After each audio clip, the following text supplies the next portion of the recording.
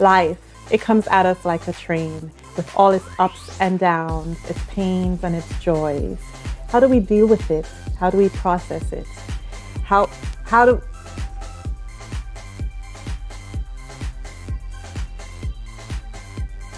what we learn from life, and especially what we teach life back in return, makes all of the difference. Welcome to Life Talks.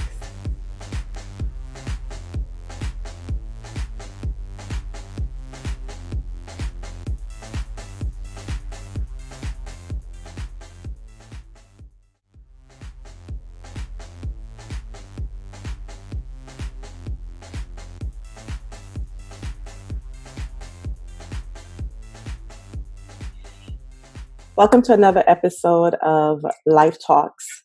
I am extremely happy and thrilled to have my next special guest.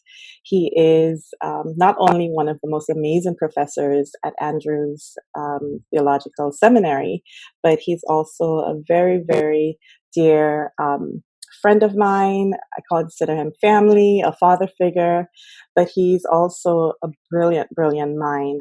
And with the series of dealing and coping through COVID-19, I wanted him to come on to talk with us about a very, very important phase that we're all going through. Dr. David Sedlacek has a doctorate in social work. He's also a licensed master social worker, a certified family life educator, and a professor at the Theological Seminary at Andrews University, where I attend. He's a professor of family ministry and discipleship and the director of the MA in Youth and Young Adult Ministry. He's married to the phenomenal Dr. Beverly Sedlacek, aka Auntie to all of us. And we're just so happy that the two of them share in ministry. They're both authors of this amazing book, Cleansing the Sanctuary of the Heart, Tools for Emotional Healing, which also comes with a workbook. And I would recommend, we'll put the information on there and how you can receive a copy. But this has gone all over the world and has provided healing for many, many people. So Dr. Sedlacek, welcome to Life Talks TV. Thank you so much for joining us. Thank you. You bring a smile to my face when you talk about my wife like that. Auntie Bev. Yes, she is phenomenal. She's great. She's great.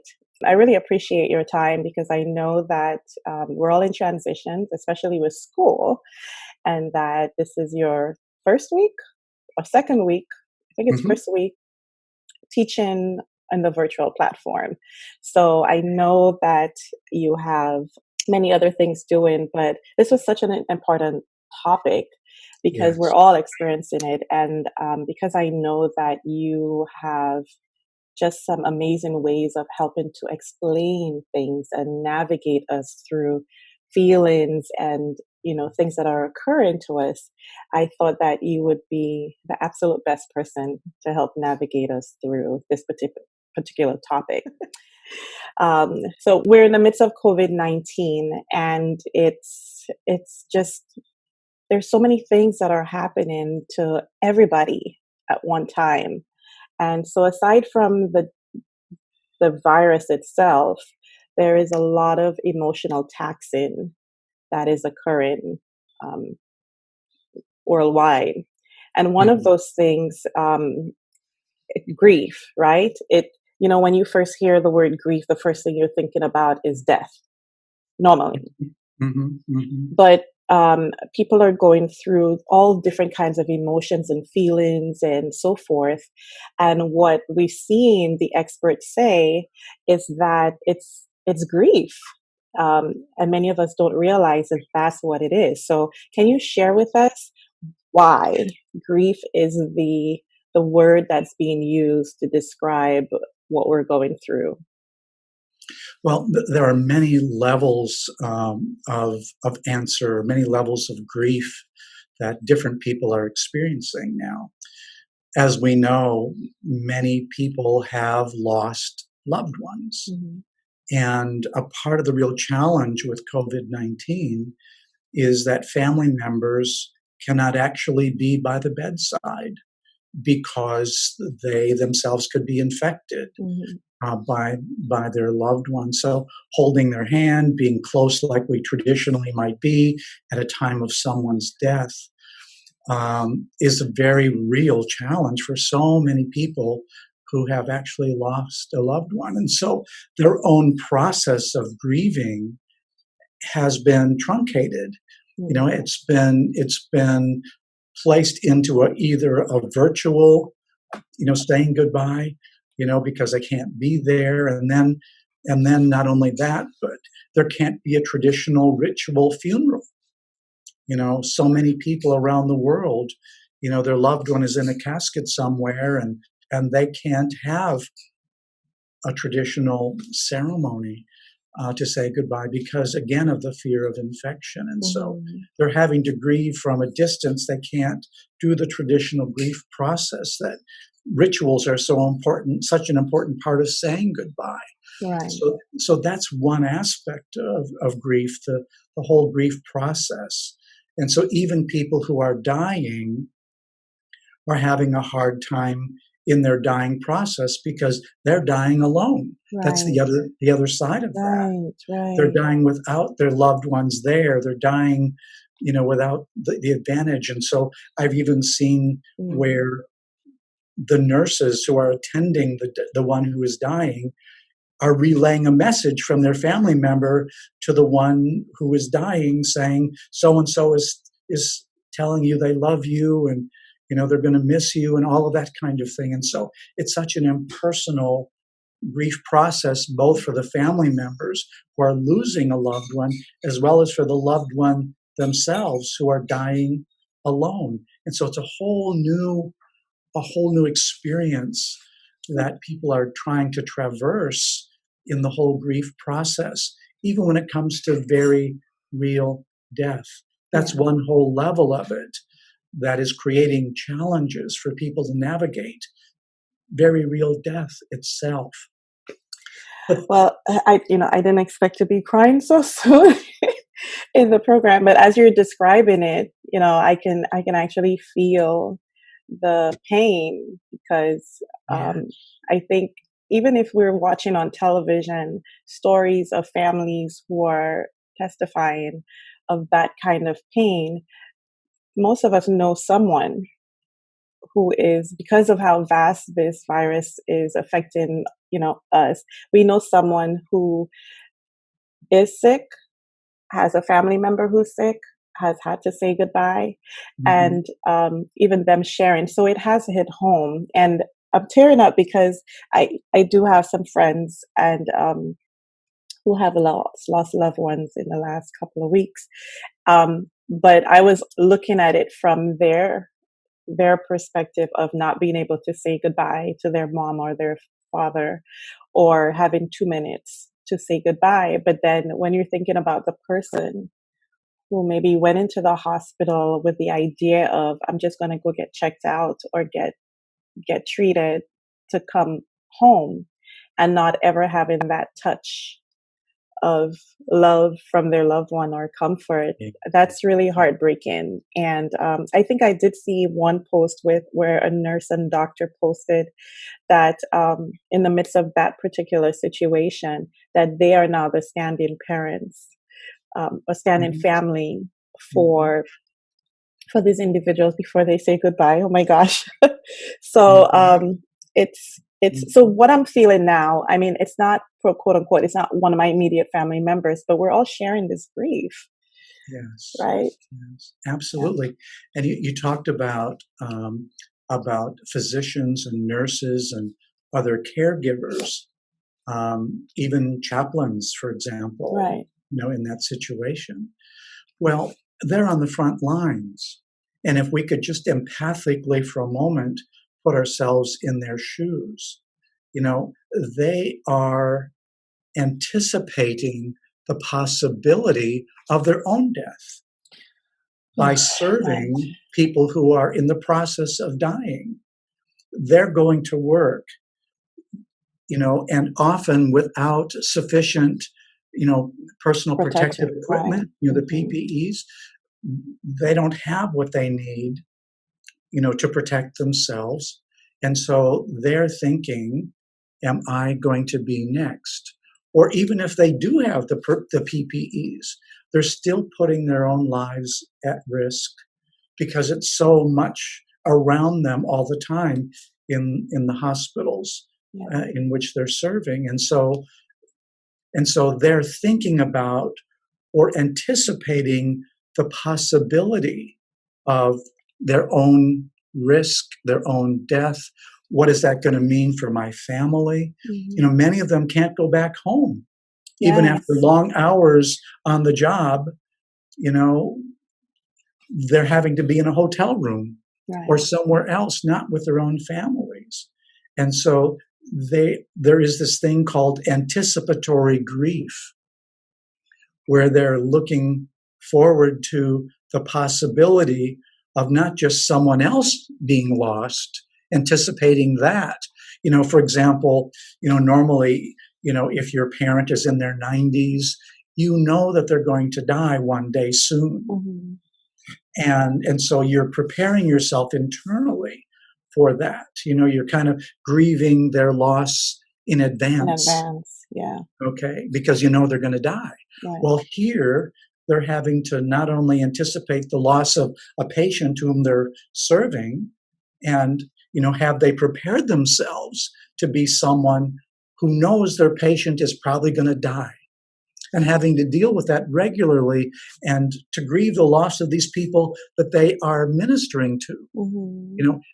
Put yourself in a position where your heart is a loving heart, and you want to serve and be there and care, but the person's going to die. And so you have to prepare yourself for that. But then on top of that, you have to prepare for the possibility, anticipating your own death. And so, this is a very, very complex situation for these primary caregivers. Okay. So that's another whole level that we have to take a look at is as a caregiver, the complexity of the emotions that they're feeling and going through every single day with the people they're caring for, with their families, not seeing them, not being able to hug them for fear of infecting them, having to just talk to them maybe by FaceTime or cell phone or whatever it is, not being able to be there. And so their own needs for connection are compromised. They have to grieve the loss of being able to be with their own family members as a caregiver. In other words, their sources of support very often are now at a distance, not being able to touch. And especially if their love language is touch, they're grieving the loss of that. So that's another whole level of grief that we have to really understand what they are going through too. That is so heavy. It's so heavy. It's even, I was thinking it's even worse than losing sleep, because your mind is not resting, just having to think about all these variables. And not all of them are prepared for that in advance, even with regular training. This is just such on a magnified scale that no one had time to go through therapy sessions to prepare, for this. And so it's, thank you for explaining all those underlying or blocks that build up to that struggle. And the reality is that often, I used to teach in the medical school at Case Western Reserve, and often the training of physicians or even nurses doesn't adequately cover this aspect of grieving, of losing a patient, in and of itself, but even losing your own life, in this process. So, I think maybe this crisis will challenge us to do a better job of training our medical professionals in the area of grief, which is so very, very important. I would even wish.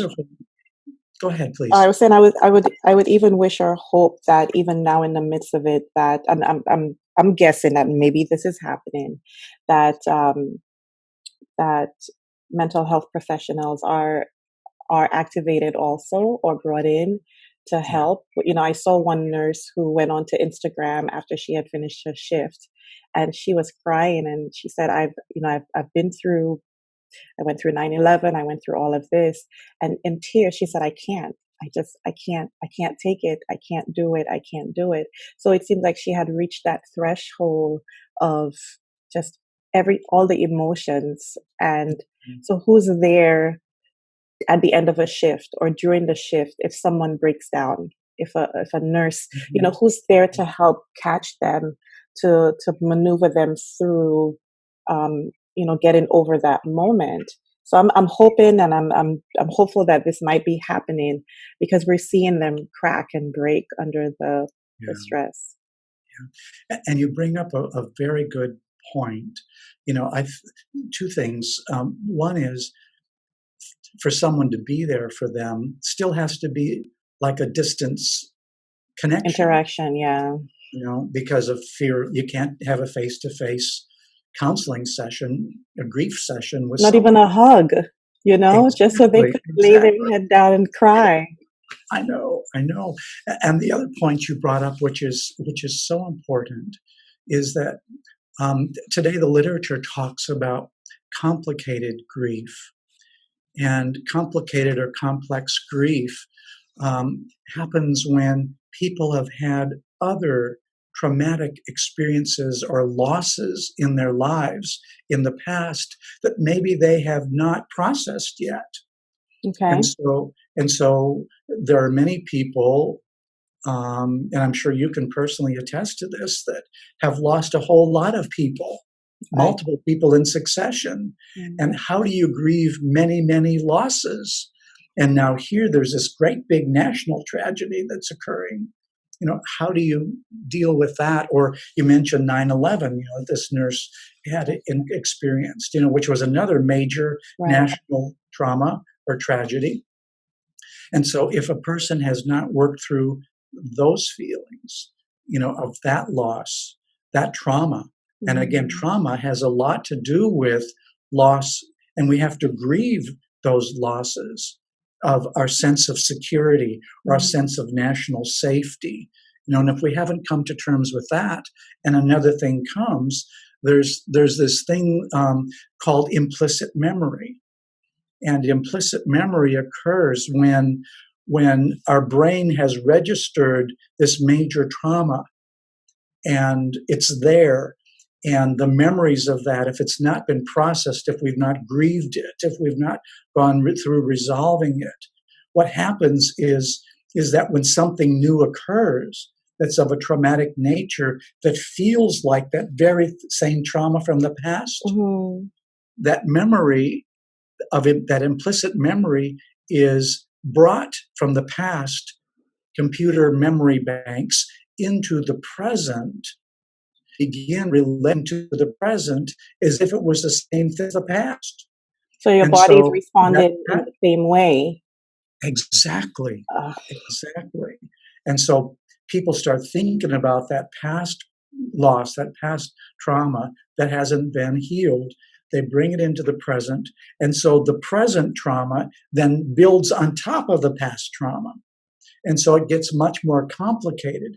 And then if there are other, even minor traumas or losses that have occurred in the present, they too are built upon that past trauma, all brought into the present. And the person feels totally overwhelmed by Right. what's going on. It's almost like you're on a beach and the sea gets rough, and you're at a place where the waves are just crashing and crashing. You can manage one wave, you can manage one big wave, but if they're coming so fast, eventually you lose your breath, and you feel like you're drowning. So it feels like it, even as you're talking, that's what Mhm. it feels like.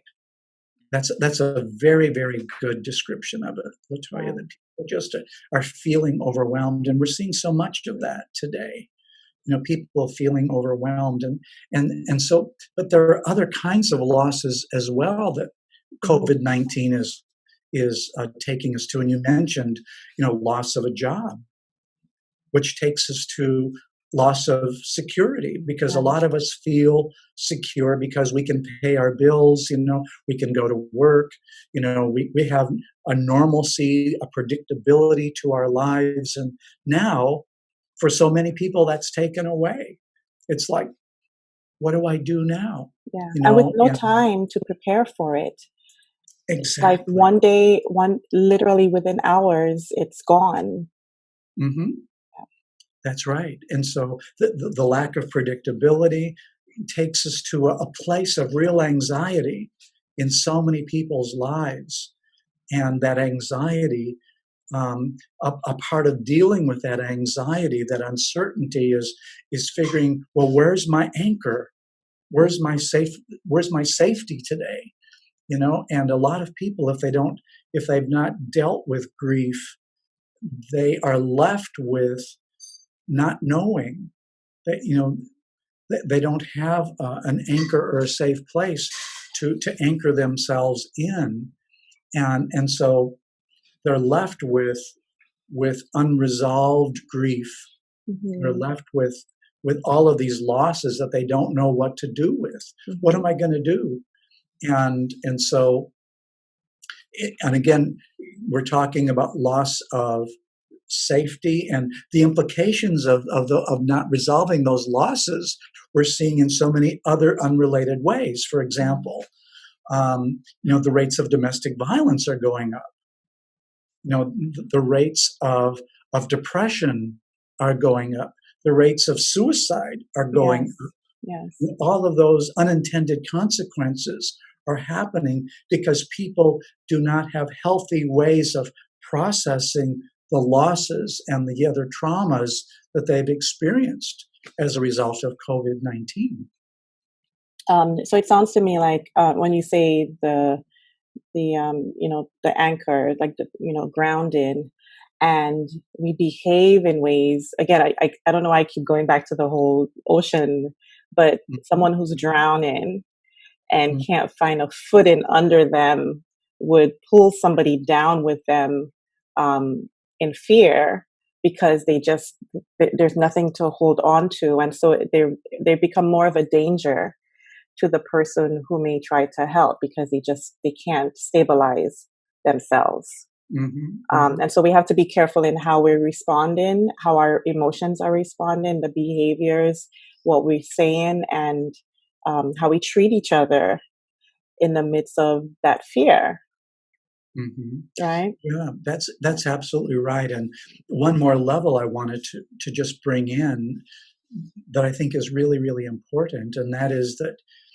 if um, a caregiver, family members, anyone going through this has experienced childhood trauma and have never found healing in that childhood trauma, Hmm. um, all of that is going to be brought into the present as well. Wow. All of those issues are going to be layering onto the present trauma, and that need to grieve for them is going to be even greater. It's going to be more difficult for them to process the present losses that they've experienced. They're going to be much more fragile in their ability, if they at all, have hearts that are open, to and they've not hardened and just kind of Hmm. tuned everyone out, and so their need is going to be also greater.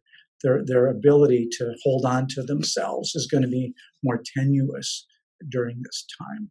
And I'm sure you're talking about adverse childhood experiences, and Yes, those studies that have talked about how those childhood traumas set us up for all of these reactions as adults.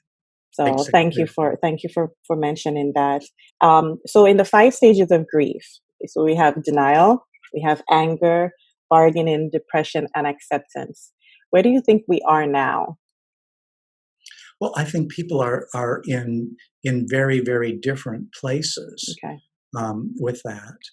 And a part of what I want to do is normalize the process, because I mean, more and more the research today is showing that it's not as simple as just 5 stages and where are you in those 5 stages. Okay. Okay. People are in very, very different places, and And can we so switch back? We can switch back and forth, right? Between those. absolutely, Okay. So absolutely, that's it's not normal as too. simple as kind of working through stage one, Okay. 2, 3, 4, 5. And so and so and so a part of what I want to do is say, you know what? If you're angry about what's going on, that's okay. Mm-hmm. That's a normal part of the process. If you're depressed about it, that's a normal part of the process. If you're overwhelmed by it, if you can't even believe it, that's a normal part of the process. Mm-hmm. You know, if you're crying about it, that's a normal part of the process. And to just allow people to be where they are in the journey, and to walk with them along the journey, Mm-hmm. is the healthiest place that they can be. To let them grieve, Right. to try and be a safe person, to wrap your arms around someone if you can, Right. Right. um, is important, for you to let yourself be. Again, social distancing, or I don't even like that term. I like to Yeah. use It's the now term physical physical distancing. distancing instead Yes. of social distancing. Yeah. But is really, really important where it's safe Mm-hmm. to do so. So we have to be creative in finding ways to walk with people on this journey of grief. And so I would suggest that many of us are still in denial. I mean, there are people who are still minimizing that this is happening, Right. that it's as bad as it still is, you know and and so I think some people are still in that process of coming to terms with this, and I think that's normal, Mm-hmm. for people to want to deny it. But I think there are political forces at work too, Right. playing into the need to deny that it's as bad as it is. But Yeah. even setting those aside, I think just the normal human process is, this can't be happening. My whole world is turned upside down. How can I get back to life the way it was? Right. And I think a part of the grief process today is coming to terms with the possibility that there's not going to be a return to life the way it was. Right. Just like, for example, after 9/11, this world was changed. Right. We were changed. And 9/11 happened in this country. This pandemic is occurring around the world. Right. And so life is not going to be for any of us the way it was. And so, how can we come to terms with a new normal? Mm-hmm. And for us, not even knowing what that new normal is going to look like yet, that's still in Right. the In future. unknown. Yeah. That's So an it, unknown. so it even sounds like, even the aside from the deaths, right? One of the greatest losses we have is literally the rest of 2020. And Hmm. however we planned it was supposed to pan out, um, where everything else falls within that. You know, you have marriages or weddings, I should say, being either postponed or, people say we don't know when, even burying their dead, we don't know when, Yeah. coming back to work, we don't know when. So all the plans that we had for the rest of this year are gone, per se, in the normal that we had planned it, because we don't even know next year.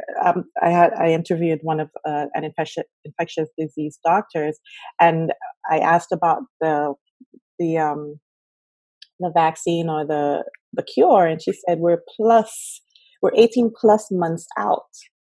So accepting what I hear you saying is the sooner we can accept the new normal and try to find a healthy way to exist within it, um, maybe the better we will begin with adjusting, because we're in this for the long haul. This is not going to end in 2 weeks. Hmm. Yeah, Yeah. that's absolutely right. And one of the things we have to be realistic about, if we're listening to the medical professionals, is that even with the kinds of physical distancing that we're doing right now, if we too soon return to connecting with people, touching, and all of that kind of thing too much, we could reinfect and Right. start another wave of the disease again. And so, and of course, that gives people a lot of pause to think about. Oh my goodness, I was Right. hoping this would be done and we would be over it, and then we could return to normal. But again, what will normal look like? It's something that we're not certain of. There are many unanswered questions, and so this is really a time for those who are people of faith to strengthen their faith. To understand that God Himself went through a process of grief. Jesus went through a process of grief and experienced a lot of losses. And so He's someone who understands this because God's lived it Right. for Himself in very many real ways, and that He that we can, understands. yeah, He understands, and that we can go to Him and grieve before the Lord. We can be angry before the Lord. We can talk to the Lord about our fears and anxieties and take them to Him. I mean, wherever we are on the process, we can go to God always and find intimacy with Him. And I think, one of the I think if we can look at the bright side of any tragedy like we're going through, it's having us look at ourselves and where we are in the process, even on our spiritual journey with God, without spiritualizing what's happening away. I don't want to do that. I want to be very reality based, but to take a look at things like, well, what have I been doing that God may be using this pandemic to try to help me see about myself? Have I been too concerned about material security and not enough concerned about spiritual security? Have I been concerned about materialism? Have there been other gods in my life beside God that this is challenging me to look at honestly in my own life? And I think that's a very healthy spiritual process for us to engage in as a part of this looking at ourselves realistically. And I think that really can help us make sense of what doesn't seem to make sense in the world around us right now. That's powerful. And even attaching to that with us, with humans being the conduits of God's hands and thoughts and so forth, how would you guide someone to still connect with someone else, to even be a source of support during that process?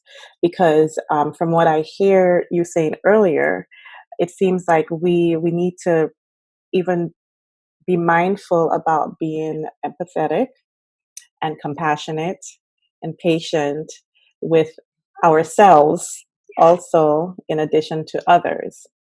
And so, if that encompasses the spiritual aspect of Christ's heart of patience with other people as they grieve, because we're grieving too. So we understand. How are we able to then channel God's understanding to our loved ones who may call us or FaceTime us for some sort of comfort or words of affirmation, that will somehow replace the hug that we can't give to them? I like that. To use the word patience with ourselves and with others. And I think that is so important. In the grief process, at times, we make demands upon people. Well, you should be done with this by now, shouldn't you? Right. And so allowing them to have time not making demands, that you should be done with it by an hour, or not falling into giving pat answers to people. I'll just give you the scripture and that should be enough for you. Right. Or even doing faith shaming. You just don't believe enough, or else, that kind of thing. Those are all inappropriate things that we should not be doing at this point, but rather um, making an intentional effort to reach out and to connect with people in whatever ways we can. Okay, whether it be our neighbor down the street, or whether it be a family member that we know, or a member of our church family, or just someone that God brings into our lives and they just need to talk. Just allowing them time. Time is probably the greatest thing we can do right now with people. Well, we And have then plenty of time. yeah, we're yeah, just and we're then home. letting people know, you know, um, with our words, you matter to me. I love you, and not being afraid to say that, to someone. I really love you, and not because I'm trying to get something from you, but just because of you. Right. I just love you as a representative of my God who is love. I'm telling you, I love you. And words are important to some people, but time is a way of expressing love too, just in and of itself. You're worth my time, and I'm going to give you my time. Or, texting someone just with a message, I've been thinking about you. I love you. If you need to talk, text me back or give me a call. Just being intentional about going outside of ourselves. Fear brings us internally. It's kind of focuses on me. My anxiety, it's about me. But love goes outside of me. And so whatever I can do to show appreciation, to show love, I'm a firefighter. And the fire department that I used to be a part of, down south, is making it intentional to go to the nearby hospitals, and the nurses are, in the hospitals, or the hospital workers, they're showing appreciation by clapping, Yes. them off shifts. I've seen scenes. Those kind of things are happening. Yeah. Or here in Buchanan, where I live, our firefighters now are, if someone has a birthday, they're going to their home, and even though they can't physically connect, what they're doing is they're showing this. The sirens are going off, and all of that kind of thing is a way of acknowledging their birthday. Wow. Little ways like that we Yeah. can reach out to people and acknowledge that you matter. Enough for me to come to your home if possible, and to acknowledge you, during these special times, or acknowledging, the fact that you're working your life, as a frontline worker. Those things are so important. And so those of us who have been filled with the love of Jesus ourselves, who've been humbled by his love for us, then we want to share that love, with other people in whatever ways that we can. Even if we are doing shopping, people are like so afraid when they're going shopping, just saying hi to someone. Yeah. Getting out of ourselves and saying, how you doing? Right. Acknowledging their presence, rather than, oh, they're a disease and I have to avoid them as a potential carrier. I love you. You matter to me. Wow. I've been working out in my yard, kind of repairing a fence, and as I've been working out there, people have walked by on the sidewalk, and keeping physical distance, just spending time with them, having conversations with them, taking time away from my work, to kind of just listen to somebody else and asking questions like, who are you? I want to get to know you. What's your name? Are you working these days? No, I'm not. I'm laid off, whatever. Just listening to the story whenever we can. Those things are so important for us to do in whatever way we can right now. And even if it is an air hug that I'm giving someone, just to let them know I'm doing. Yeah. If I were there, I would just hold you in my arms and just let you grieve, or, I would Right. just connect with you in whatever way I can based upon what you need. Those are so important, even now, doing what we can do, even though we can't do some of the things Mm-hmm. we might have done before. Wow. I think it's fitting that we close out this time on that high note, because it just brought all the good feelings and um, some tangible ways to help all of us, and especially with the grieving. So I just want to reiterate, I think three main things that you said. Um, to ourselves, we should say, we matter. I matter. Mhm. I love you, Right. and I'm here for you. Right? You're important to me, and Right. extend that to our friends, families, and our community by whichever way we can use, whichever technology or way that we can use to extend that, to let them know you matter. I love you, and I have time. I'm going to carve out time for you. Um, I'm here if you need me. I think those Mhm. are so powerful. They're simple, they're doable, and they can help someone. We can help ease someone's burden just for a little bit with that, even though we can't do anything else right now. So these great. We're so appreciative. So before we leave, can you tell us where we can get these, or I can put it on the screen afterwards. Yes, But yes. yeah.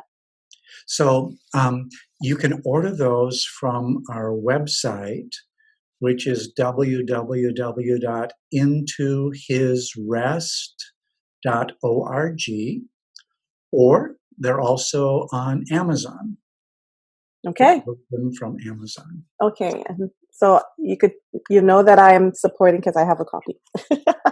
Yes, thank you. Thank you so much. So I am going to give you a virtual hug. Me Appreciate you. too. Mm. Thank you for letting me know, and those who are viewing, that they matter, that you love them, and you've Yes, made time for them. Appreciate you, yes. Dr. Sedlacek. I hope that at some other time you would come back. If we need to do an update or something, or we just need more amazing tools. So thank you so much, and stay safe. Tell Auntie Bev we said hello, I sure will. and we'll talk to you soon. Thanks, Latoya. Take care. Bye. Speaking to Dr. Sedlacek, I came up with this idea, and I was just sharing it with a couple of friends of mine. So if any of you out there are T-shirt manufacturers, can you create a T-shirt that says, "You matter, I love you, I'll make time for you"? In this COVID-19, sometimes we're so shy, we're afraid to talk, or physical distancing has us just losing our minds. But if we can be wearing that shirt when we go out, and even though we don't say something or we're just walking, people can read it and know that this is the campaign, this is the message that we're trying to send across the globe, that you matter, I love you, and I will make time for you. Do that. Send me an email and let us know so that we can support and take part in this way of helping each other cope through the grief, but still putting ourselves out there and sharing the love that we're giving back to ourselves, so that we're not alone. We're not alone in this. Let's find ways to show it and speak it, even though we can't speak.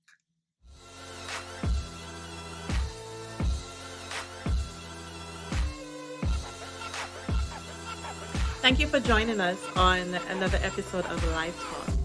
I hope that you were inspired and that you have felt a rejuvenation in your life. And I hope that what you are saying right now is that the answer that you are given to what life has thrown at you is that I am still here. Email us with your Life Talk ideas at mylifetalkstv@gmail.com. See you next time.